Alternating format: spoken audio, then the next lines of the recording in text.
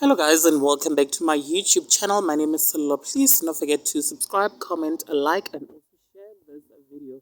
You guys, Musa Khawula came for Mihlali and the rest of her family 2 days ago, and I must say he pretty much disrespected the influencer's mother and the stepfather. So he called Mihlali's mother a hoe, and her stepfather, you guys, he called him a funky nigger.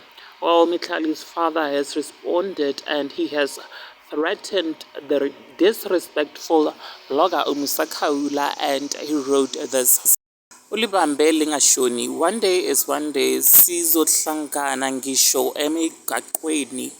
I hope I said that right, you guys, which basically means that one day is one day we'll definitely meet in the streets. Now there you have it, guys. Please do engage with me down in the comment section below. Also subscribe if you have not yet done so. I shall definitely see you in the next upload. Thank you so much for watching this video. Bye.